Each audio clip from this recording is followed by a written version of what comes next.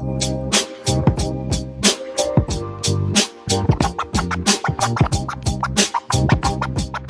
up, sports fans?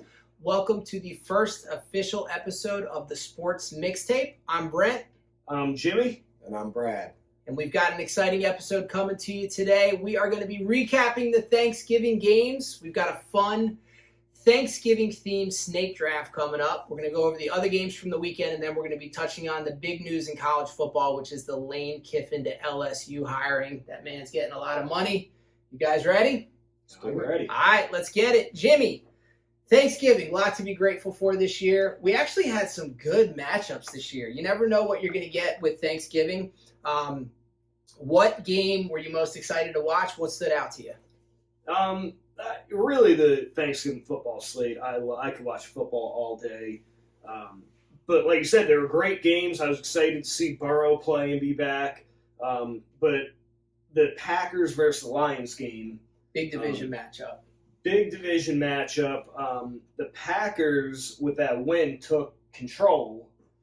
And it seems like Detroit is not playing as well as they have in previous years. But that is a sweep for the Packers this year against Detroit. Yeah. And 31-24.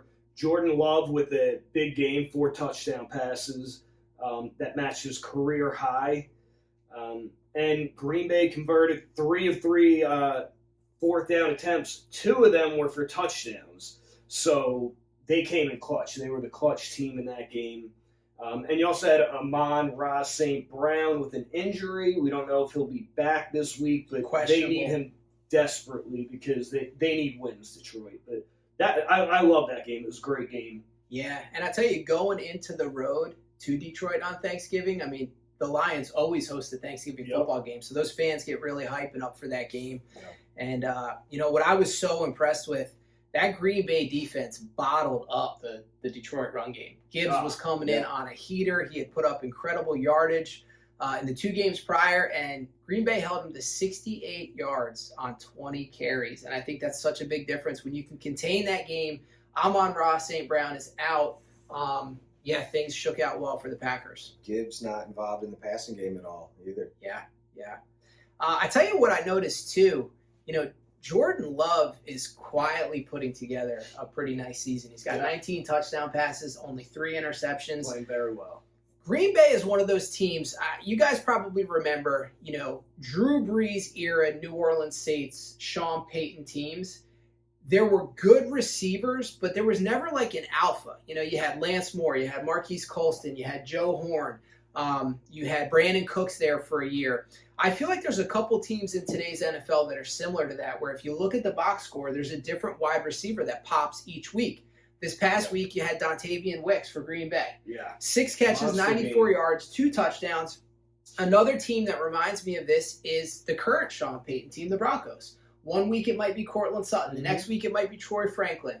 Pat Bryant, the rookie, is coming on strong. Evan Ingram. These teams where it's hard to game plan for a team like that, where you can't just say, all right, we're taking this guy out. We're going to throw some extra coverage on him. Yeah. Green Bay has not had an alpha receiver probably since Devontae Adams. Yeah. I'd say. And they had a string of really great receivers, but it's a collection. It's a committee, and that's what the Green Bay coach, LaFleur, that's what he wants. He needs these guys to step up, and it seems like at least one of their receivers are always injured. I know. So it's next man up mentality, but it was Wicks this week, and I feel like Watson could be that guy there. He's got the big frame. He's I like strong, Watson. high points so the ball, fast, good hands, but he's got to step up, and a lot of drops in Green Bay. A lot of drops. And speaking of wide receivers, on the flip side, on Detroit, monster game by Jameson Williams. Yeah. 144 yards. Talk about speed. I mean, that guy is a game breaker. The little he looks like a gazelle running out there. He's got that thin frame, and those long strides. It doesn't even look like he's running that fast, and then he's just creating separation from everybody. Dump out pass to him where he just broke about 3 tackles and sprinted to the end zone. Yeah, I think we were watching the game together on Thanksgiving. Yeah. I mentioned to you how nice it would be to be at top speed on your first step. Oh, it's unbelievable. Yeah, unbelievable. And what's amazing is that guy's had knee surgery and still runs like that. So how about you, Brad? As you were, trying to fight off the post-turkey tryptophan coma, which game did you really enjoy between the last two that went on Thanksgiving? Well, I didn't enjoy the Cincy-Baltimore game so much because I still have Baltimore sneaking into the playoffs and taking this thing. But I did get to watch some of the Kansas City and Dallas game, and it turned into a good one. Came down to the wire at the end, but Dallas was able to pull it off. I actually had Dallas at plus 3.5 for that game. Came out on top. But big games both from Dak and Mahomes. Mahomes ended up throwing for 4 touchdowns, no turnovers by him. And then Dak ended up with a couple touchdown passes himself. He went over 300 yards in the game. But Dak seemed to have gotten CD more involved this game and splitting, the share. And Pickens still heavily involved. He got the majority of the targets again. So they got an explosive offense. That addition of Pickens, I mean, who would have thought that he was going to be this great? I actually saw a stat, and you could comment if this is not true, but that he has more receiving yards than the entire Pittsburgh wide receiver unit. Unbelievable. How about, speaking of Dak, how nice is it to have, we just talked about teams that don't have an alpha receiver. How about a team that has 2 alpha receivers? And he's got Ferguson's a top tight end too. You've got 2 legitimate number ones who are putting up really good numbers this year. CD missed a couple games early on, and I actually think that was good for the Dak Pickens chemistry long term. Now he's got a great rapport with both of these guys. And I had the same thing written down, Jimmy. I must have seen the same meme or post. Where I don't remember where I saw it, but it kind of... Pickens has better stats. And speaking of Pittsburgh, how about Pittsburgh for drafting wide receivers over the years? Their scouting department in the receiver game, Antonio Brown, Hines Ward, Plexico Burress, Mike Wallace, you can go on and on and on. Pickens, another diamond in the rough. And guys, can we really start to imagine a playoffs without Andy Reid and Patrick Mahomes? Because I'm not ready to write them off, but they got to kick it into gear. These are 2 teams going in complete opposite directions. Yeah. Dallas is surging, and the Chiefs are just falling. And it's not an easy road for the Chiefs. They're reliant on other wins and losses from other teams at this point. Exactly. They lost to Jacksonville. Exactly. They don't control their own destiny. The tiebreakers are going to end up. Yeah. So if you had to say today, Brad, Kansas City sitting at 6-6, they're on the outside looking in. Did the Chiefs make the playoffs this year? Man, they'd have to win out, first of all. I don't see it happening. I don't see them beating the Texans this week. Same thing. Honest, I got Houston. Houston's coming in hot. Houston goes in there unless Stroud has a major meltdown, which he's capable of.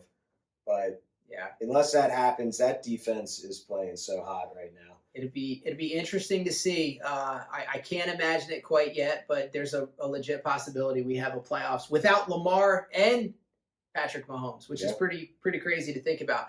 Yeah. That last game, you touched on it, Brad. Joe Burrow is back, baby. 261 yards, 2 touchdowns. Did this without T. Higgins. Yep. And, hey, Cincinnati's defense has been getting just run on, passed on all year. It was like a jolt of life for that defense. They gave up 14 points to the Ravens. This division's a mess right now, right? It's you got disaster. Pittsburgh and Baltimore both sitting at 6-6. They still play each other twice. Look, can Cincy get hot, win out, and catch these guys? I want to see Joe Burrow in the playoffs. I really think that, the rest of that division should be scared because Burrow's back. He looked healthy. He looked good. Higgins should be back this week. He looked swaggy.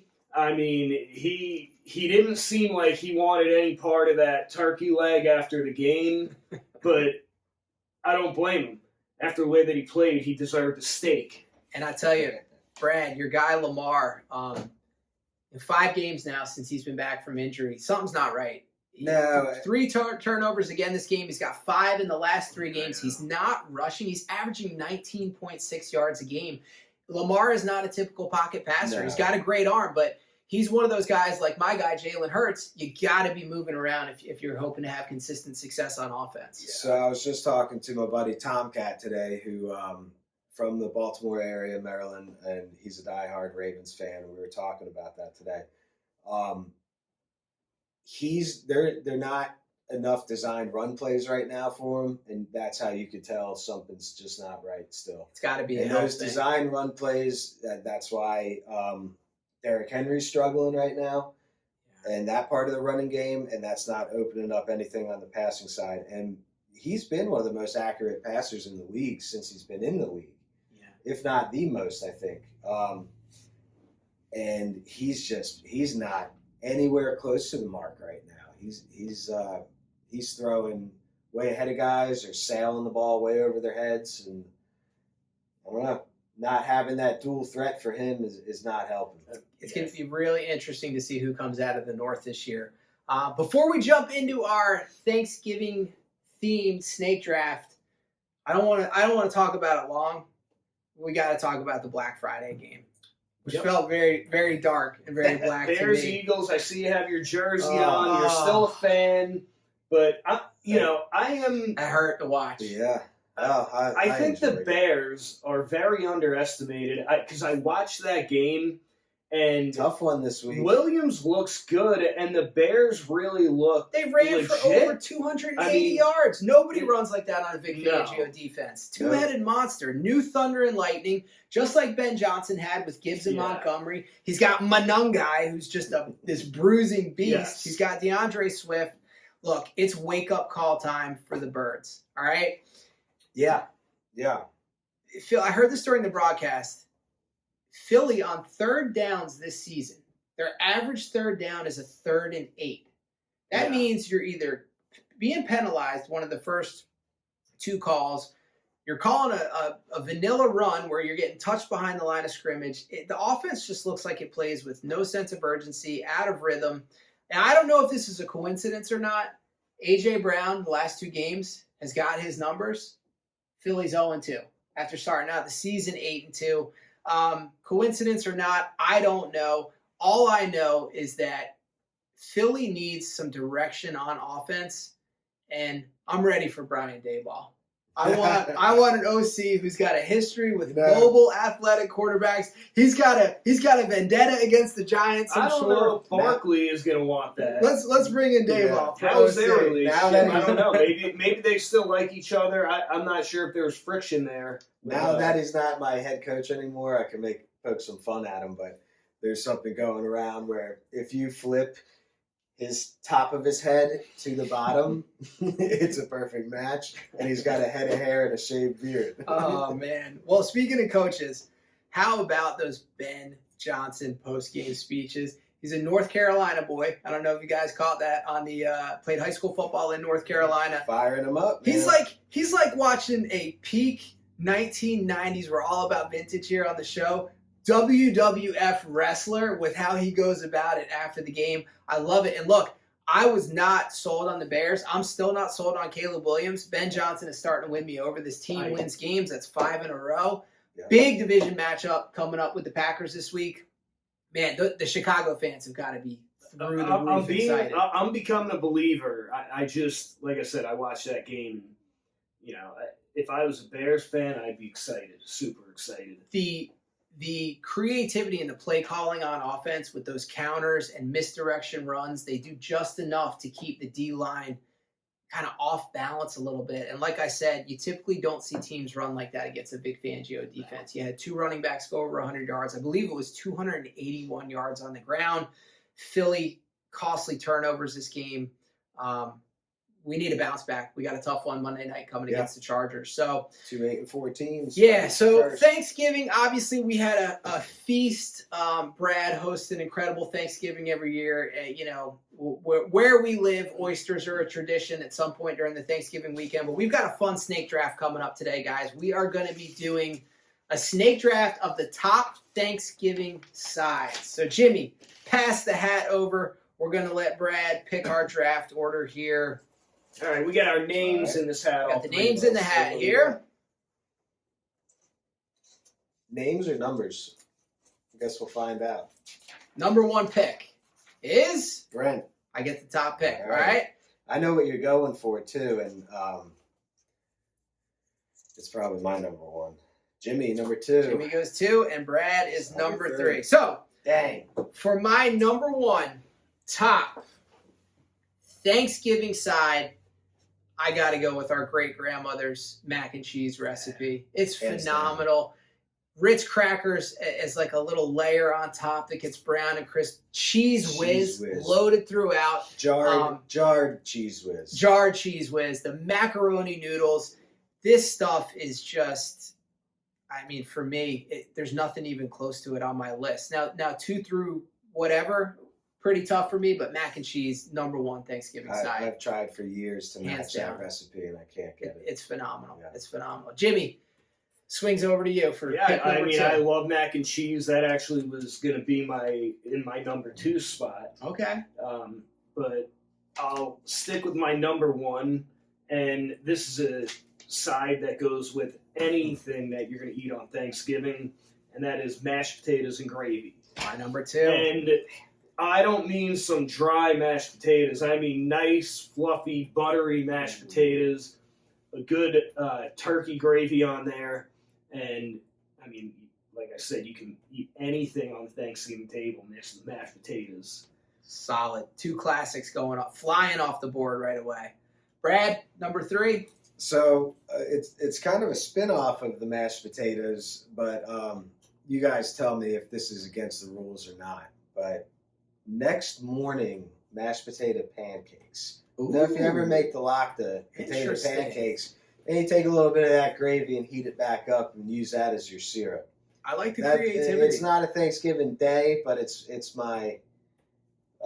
It's a recyclable. I like it. Yeah. So I don't know if I could use that. That works.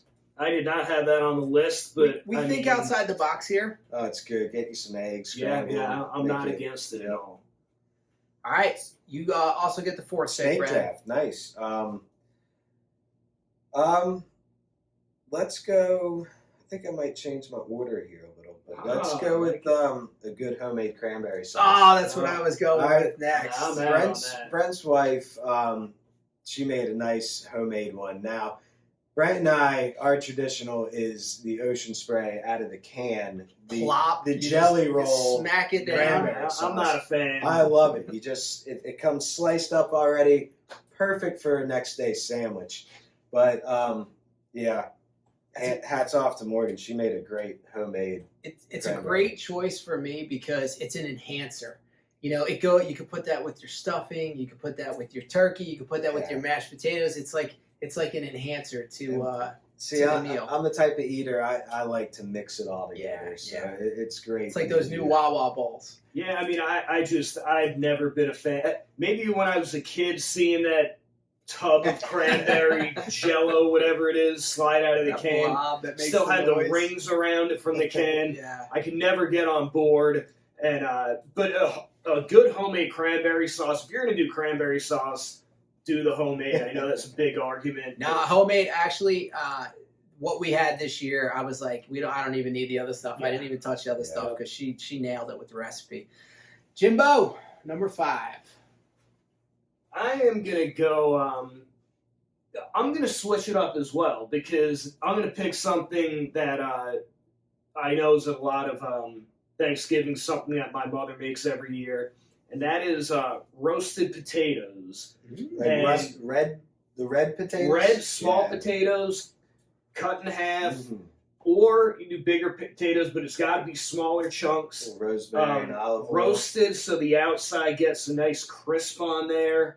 I mean, I go in for seconds. The real meat and potatoes kind of guy. And maybe fourths on that. But yeah. I like it. Roasted, crispy potatoes. Do you top it with the mashed potatoes? I mean, I have no limits at Thanksgiving, to be honest with you. I'll try anything one time on Thanksgiving, and I'll mix whatever together I have to create a delicious dish. This is an aside before I make the next pick, but for me, the greatest part of Thanksgiving is when everything's been put away and the night game is about to start. We tend to eat our Thanksgiving meal pretty early, and it's that first turkey sandwich afterwards. And I don't even know if you can call it a turkey sandwich because I just call it a it's leftover turkey, sandwich. turkey, mashed potatoes, mac and cheese, gravy, cranberry sauce, throw a little stuffing on there, toast the bread. Anyway, I'm going to go. I get the swing picks here. Yeah, you get your third. I'm surprised this one is still on the board, honestly. A sweet potato casserole with the marshmallow topping, the brown sugar. Some people I've seen will put like pecans and nuts in there. I like it that way too. Big fan of that one. Coming right back around. Honestly, this one could be up at the top for me as well. I'm a huge fan of a cornbread casserole. Love cornbread. When people, I feel like anything is better in a casserole. You can have eggs or you can have egg casserole. You can have cornbread or you can have cornbread casserole. So I'm going cornbread casserole with my next pick. Jimmy, it's back to you. All right, I'm going to leave the potatoes alone for this pick. I could do another potato dish. I will not do that. I am surprised that stuffing, or dressing as some people call it, is still on the board. It depends on the type. It's a lot of choices here. It depends on how you make it for me. Yeah, I can't have slimy stuffing. I've had stuffing before that's way too wet. I have gravy. Stuffing's job is to hold the gravy. Yeah, so I have agree. gravy. So I'll take stuffing off the board, or dressing, and yeah, a good good gravy on there. It's the best thing on the table. Yeah. All right, we're going to swing it around to Brad for the last two picks here. Well, since I got two, we'll stick with the casseroles and go green bean casserole, man. I always do it with the cream and mushroom, and you got to have those crispy fried onion straws on top. But the texture of the onion straws. I think that's the only vegetable we actually had.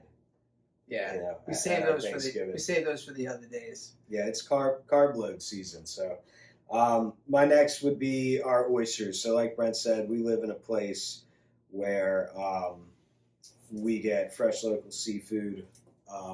We go out and catch it ourselves, buy it from seafood markets. We have plentiful deer, bear, turkey, ducks, all kinds of wildlife that help to provide for our families. So these oysters, we get them locally right out of Oregon Inlet. But we do them Rockefeller style, raw. We steam them any way you want them. And that's another really good stuffing addition. Yeah. Down here in the South, Nice. We do oyster stuffing. Highly suggested. See, you're getting ideas for next year. Before we move on to recapping the rest of the week, little bonus here. I want to know, what is your favorite Thanksgiving dessert? If you were only allowed to eat one. I mean, I sampled about 4 or 5, but if you had to pick one, give me your top Thanksgiving dessert. This was hard. This was tough. I'll lead it off while you guys are thinking, because I'm surprising them. I'm a sucker still for pumpkin pie.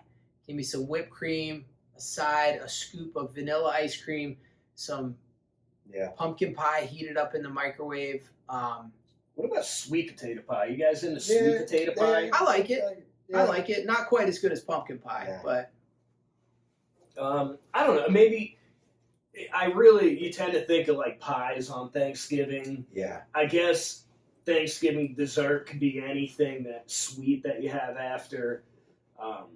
But I'll keep it traditional, and a good warm pecan pie or pecan pie. Yeah.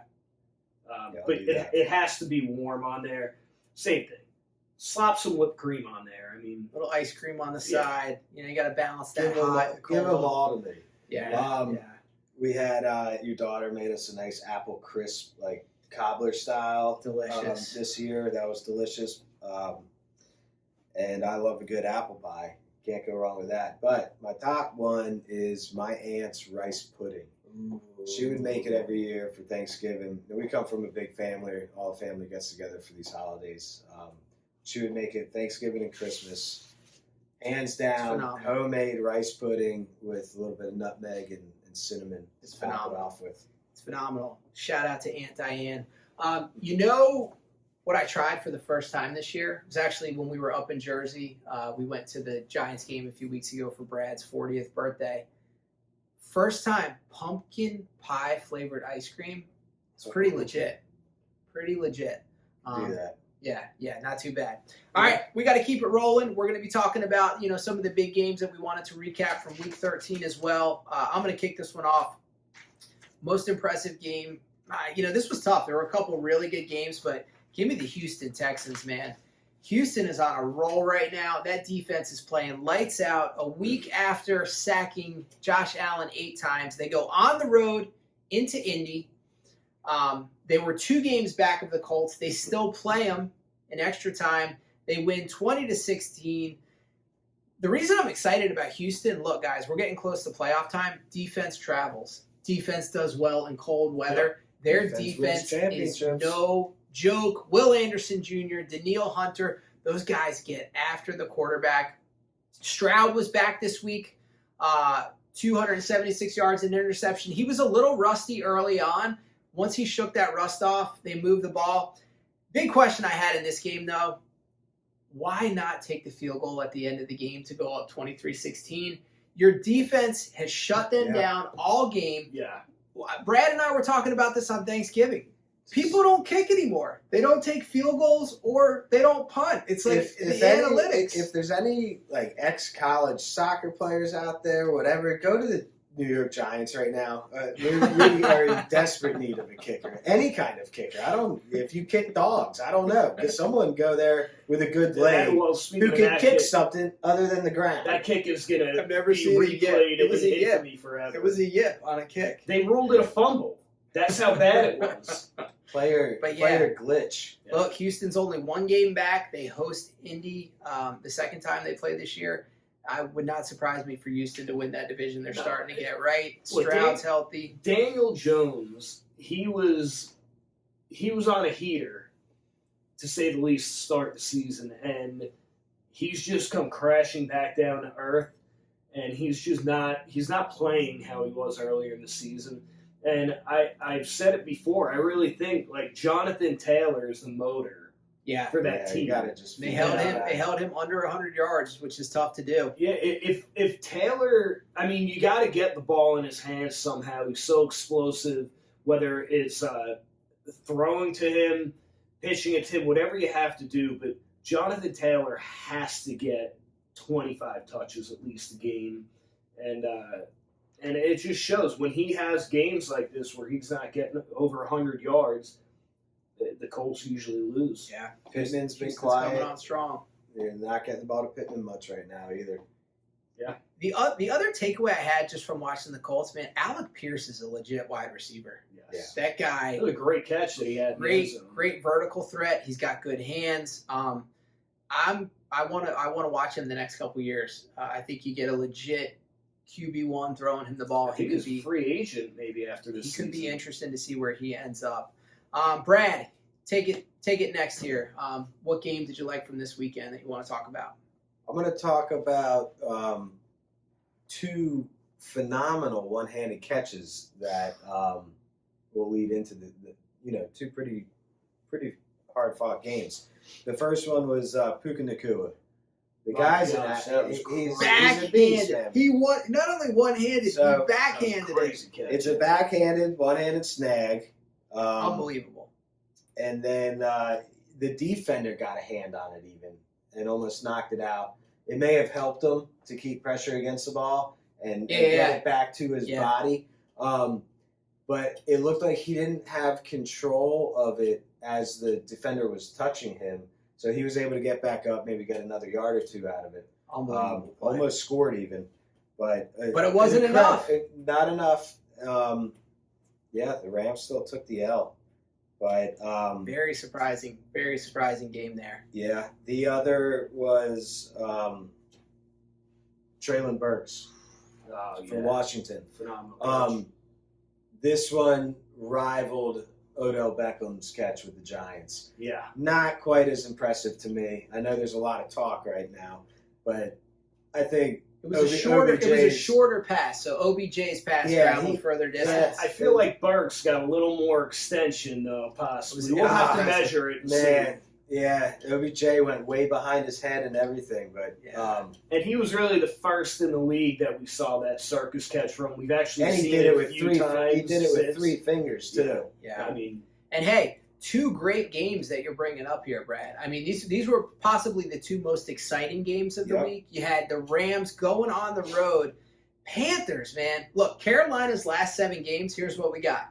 Win, loss, win, loss, win, loss, win. They're so back and forth this year. Bryce Young played a clean game, 206 yards, 3 touchdowns, didn't make any mistakes. It was the first time we've seen what I think Carolina has wanted all year, the 2-headed rushing attack. Yeah. Hubbard and Dowdle, 35 total carries between them. Carolina ran for 164 yards. Look, we've been talking about Matt Stafford, MVP candidate. Stafford struggled this week. 3 turnovers. That Carolina defense showed up. Carolina 7-6, nipping at the heels of the Tampa Bay Bucks, and they play them twice to finish out the year. I feel like we got a lot of divisions where teams that are in the mix. Playing this week too. Pittsburgh, Baltimore, Tampa Bay, Carolina. A lot Chicago, of these teams Green Bay are still going to be playing each other twice, so that's exciting to Jacksonville, see. Indy. I'll tell you what I love. I love that we have these young quarterbacks in the league, and they're stepping up. We've been used to in the NFL a lot of the old guys that have been winning these games in the face of the quarterback position, but right now there's a lot of young quarterbacks in this league that are looking impressive. Now here's an old head quarterback that really impressed me in that Washington game was Mariota. He made some individual efforts that, if not for him, they were nowhere near being in that game. Well, he was getting tackled at one point and still was able to get the ball out. Yeah, I mean, that was probably the most exciting game of the week. I know Washington fans probably hate the way that ended, but there was a lot of good stuff from that game. What did you notice from that game? Well, I was going to say, the ending of that game, the teams are kind of at 2 different spectrums. The Broncos are leading the division. The Commanders are not making the playoffs. They're not good. So I think they made the right call going for that the 2-point conversion at the end. Oh, no, you have to. Yeah. But that the Broncos, I'm not going to say that they won it because the Commanders decided to go for 2. The Broncos are on a heater, 9 in a row. And Bo Nix is clutch, man. It's like we joked early on the first couple games, the first couple of quarters of a game. It's like he's trying to find his footing out there.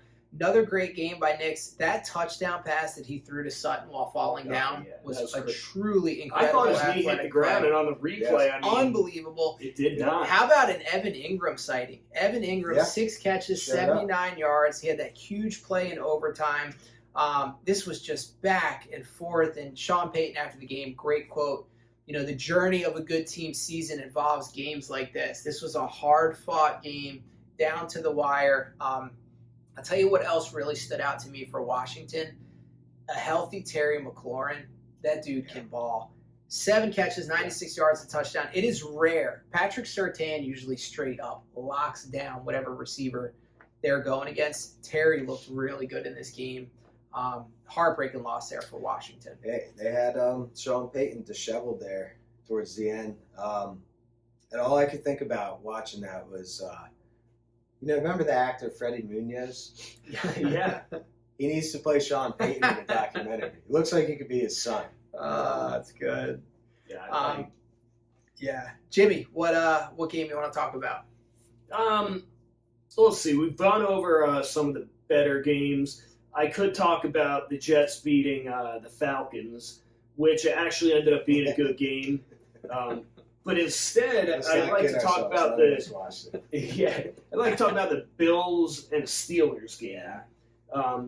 Not a great game to watch, but Bills got a road win, which was important because they've struggled on the road this year. Steelers had a chance to take control of that division too. It was a very weird game.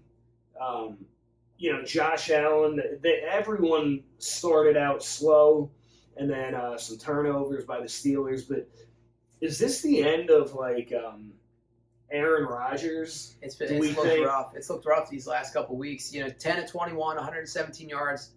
He had the fumble, busted up nose, playing with a broken wrist. When you looked at him, when they panned to him on the sideline, he looked like what was going through his mind was, why did I sign back up for this? And get me the hell out of here. He looked defeated, and then he sees his backup go and throw a pick, and he says, well, I better get back in there now. Well, listen, this leads me to my next point, because let's face it, football is better. The NFL is better when Jameis Winston is starting on Sundays. I want to see Jameis end up in Pittsburgh for a year or two. Somebody has got to take a chance on Jameis Winston. I know it was from the previous week, but the game against Detroit where he caught the touchdown pass, shrugged off the defender. We're better with Jameis in our life, and I've got 2 landing spots for Jameis. We've talked about Pittsburgh here. Jimmy, I think your New York Jets would be a phenomenal spot for a 1-year, 2-year transition. He's already won the city over. He brings joy to an organization. If nothing else, he's a hype man. He's a great locker room guy, great culture guy. Man, I think Jameis I would take him as a backup quarterback, but you can't. He's done being a starting quarterback in this league. He's had his shots. He's proven what he did. He's an amazing backup quarterback. I mean, and I like Jameis as a dude. I'd love to have him as backup on the Jets. I'd hate to see him get sent there, and you take someone with such light and joy in their heart and then just crush it. Suck his soul out. Well, look, speaking of quarterback play and teams potentially wanting to go a different direction, Seahawks blanked the Vikings 26-0. Ooh. That quarterback might be the worst quarterback I've ever seen. 4 sacks. The pick six. That might have been one of the worst football plays I've seen in my life. You can't let that ball go. That was Brad. Look, Brad was beating me going into the afternoon games in fantasy this week, and the Seattle defense just carried me to a win. 30 fantasy points. They had the pick six, 5 turnovers, 4 sacks. I'm still not writing off Seattle. I think they're going to give the Rams a run for their money. They're both sitting at 9-3. Seattle gets them at home. I would not be surprised to see Seattle win that division. And Seattle didn't have to do much on offense. I mean, they didn't do much on offense at all. Not one of Darnold's better games. I think 128 yards passing, but they kicked a bunch of field goals, and I think they're going to that's all they needed. Go into what do they got Atlanta this week, right? They're going to go in there and do the same. Seattle goes on the road to Atlanta. Kirk Cousins, give me that Seattle defense all day against Kirk Cousins. I'll take it all day. Brad, we got to talk about your G-men. Man, dropping to 2-11 on the year. It looks like they're going to get a higher pick. The Drake May MVP case continues. The guy was 24-31, 282 yards, 2 more touchdowns. What stood out to me, besides seeing something that I'd never seen on the football field, which is a kicker kick a foot behind a field goal, was rough. The Patriots, even though they had the big win, look, Travion Henderson needs to be your clear-cut number 1 running back. I don't understand. He only ran the ball 11 times compared to Stevenson's 12. The guy's got more juice. I think it's important to have Stevenson to give him a break and to give him a spell, but Travion Henderson needs to be the top receiver in that, or top running back in that offense. It's a similar situation to Jahmyr Gibbs and David Montgomery for the past couple years, but this year is when they finally have featured Gibbs, and it's working out well for him. And I think you're right. There's been running back duos in the past that have worked out great together, but I think this one is clear cut. Henderson needs to take the role. You could see it during the game. He's got juice. Yeah, he's way more explosive. He hits the hole with the quickness, and I think that guy Henderson gives you the best chance to win. Brad, is your guy Jackson Dart going to learn how to slide? But I will say this. Suicide. Now, wait a minute. I love the quote after the game, though, where he said, "We're not playing soccer out here." But Jackson Dart, and I get it. We want you long time. He said he's played this way at every level: Pop Warner, high school, college. But the difference is these guys are Mack trucks coming. You don't have these monsters chasing you down. He again 2 big hits. That one on the sideline. He still impressed me. He's still so accurate. I know they took a big L. Part of that L was Giants special teams. You have a punt return, You got the Doug field goal.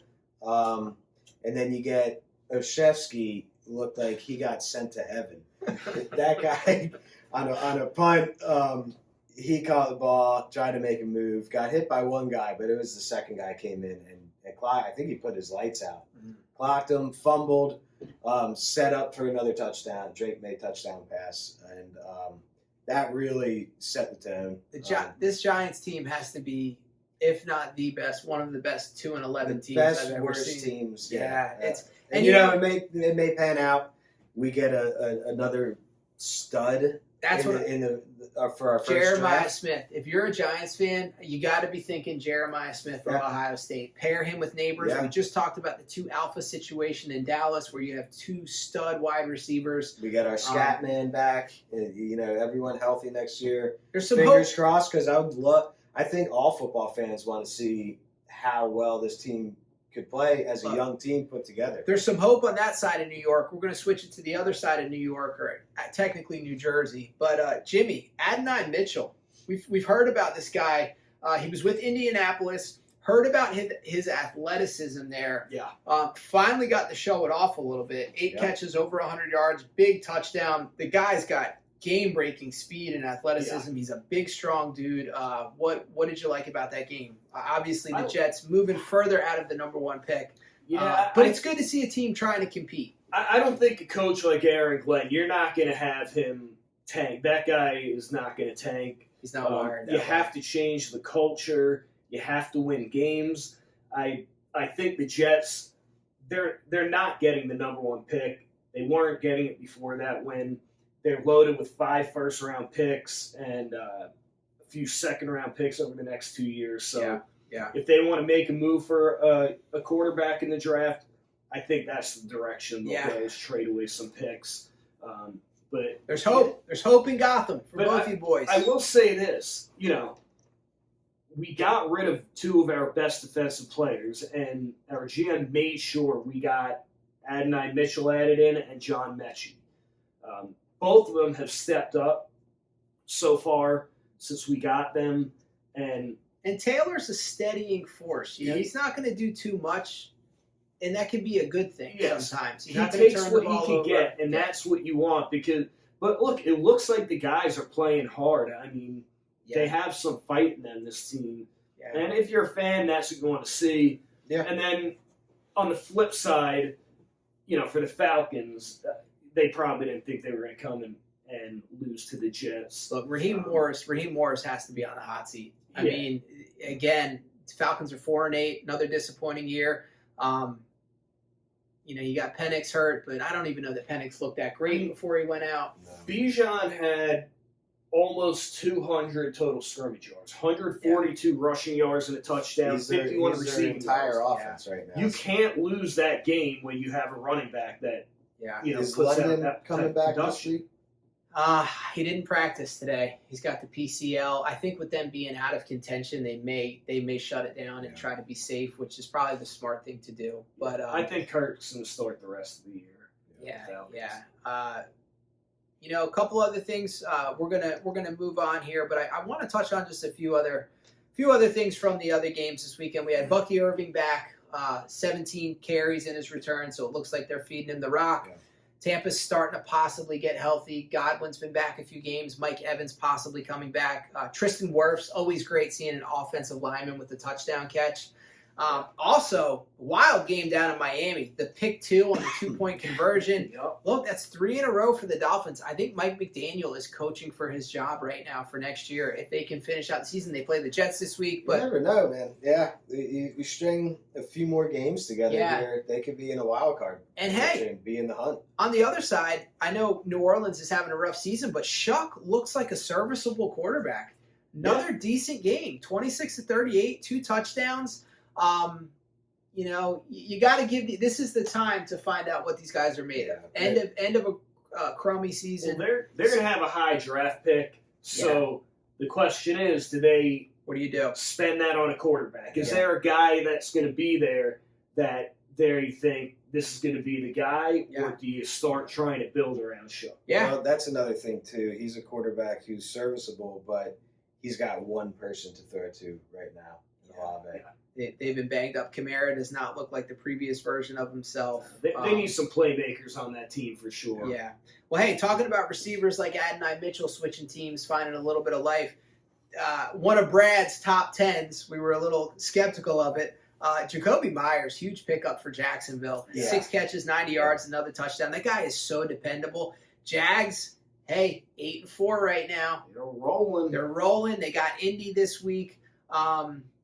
Another big win for Jacksonville. And then last thing that I had, along the lines of one-handed catches, we nailed 2 of them. Did you guys see the Brock Bowers one-handed catch in that Raiders that almost game? hit the ground. Unbelievable. We had 3 phenomenal one-handed grabs, but Justin Herbert hurt his non-throwing hand. I believe he had surgery. Looking to get back and play, though. Monday night game.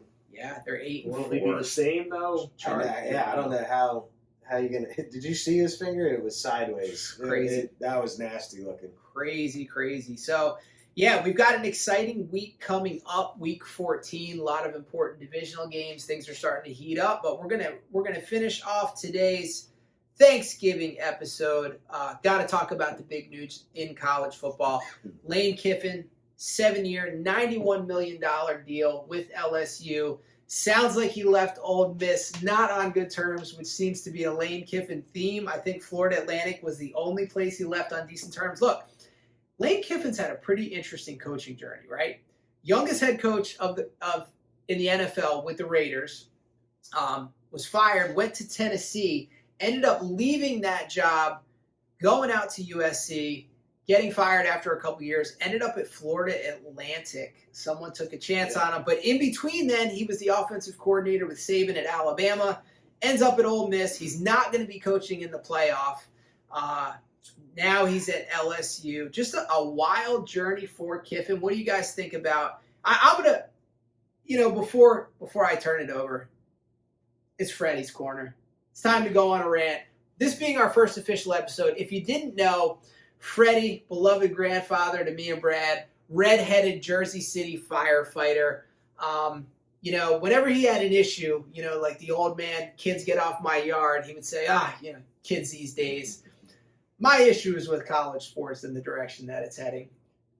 The transfer portal, the one-and-dones, the NIL, it's like the Wild West right now. I miss, especially in the college basketball arena where we live in the great state of North Carolina, college basketball is almost like a religion out here. I miss watching teams and watching guys on the same team for years and watching guys develop. And I feel like right now we are in the Wild West of college athletics. I mean, it's all about that base. The money. That's what everything is. These guys transferring, getting big NIL deals, coaches moving for more money. And hey, I get it. College football now is more of a business than it ever has been. It used to just be that pathway to the NFL. Now, you could possibly never make the NFL and be a millionaire by the time you leave college. Yeah, and you got, like you said, coaches leaving not just for money for themselves, but money they could spend on recruiting. And that, I think that's part of Lane's reason to go to LSU. 100%. He's got more financial backing in the boosters and can go after. Until Alabama calls, then he'll go and coach Alabama, and then the next and so on. Let's be real. Some of your best recruits come out of the state of Louisiana. If he can keep those kids in-house, he's going to – I think – I read reports where he consulted with Saban and Carroll, 2 of his mentors. He was offensive coordinators for both of those guys. And I think, like you're talking about, the ability to go to a school that's just got bigger guns than Ole Miss. Let's face it. It's more of a powerhouse school. But how do you leave in the middle of the season or at the end of the season? They wouldn't let him. Ole Miss would not let him coach. He wanted to stay.